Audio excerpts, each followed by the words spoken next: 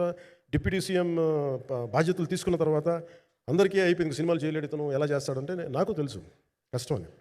నేను ఎలా చేశాను ఈ సినిమా అంటే, పొద్దున్న 2 గంటలు చేసామండి.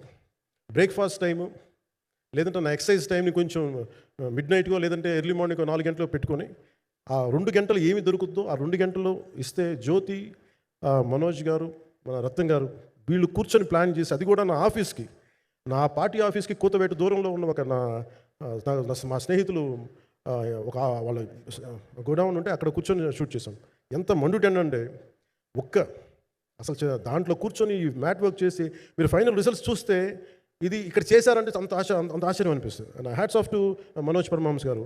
అండ్ ఈ సీన్స్ అన్నిటికీ ప్రీ విజువలైజేషన్, ప్రతి సీన్ చేయబోయే ముందు అసలు నాకు ఏమనిపించింది అంటే, సినిమా చేయగలమా లేదన్న పరిస్థితుల్లో జ్యోతికృష్ణ గారు ముందుకు వచ్చి నాతో మాటలు ఏం చెప్పలేదని, ఇది ఇలా చేస్తాం అలా చేస్తాం ఏం చెప్పలా, ఏమి చేయబోతున్నాడో ఎవ్రీథింగ్ వాజ్ ప్రీ విజువలైజ్డ్. ఈ సీన్ ఇలా ఉండబోతుంది, ఈ చేయబోయే సీన్ ఇలా ఉంటుంది. నాకు దాని మీద ఆత్మవిశ్వాసం కలిగింది. నాకు లేదు, ఒక సత్తా ఉన్న దర్శకుడు, తెలుగు చిత్ర పరిశ్రమకి సైజ్ తీయగలిగేవాడు, మంచి సాలిడ్ ఎడిటింగ్ సెన్స్ ఉన్నవాడు, మ్యూజికల్ సెన్స్ ఉన్నవాడు. అలాంటి వ్యక్తికి మనోజ్ పరమహంస గారు తోడారు. వీళ్ళిద్దరు కాంబినేషన్లో రత్నం గారి అనుభవంతో ఈ రోజున ఒక మంచి ప్రోడక్ట్ అయితే తీసుకొచ్చాం.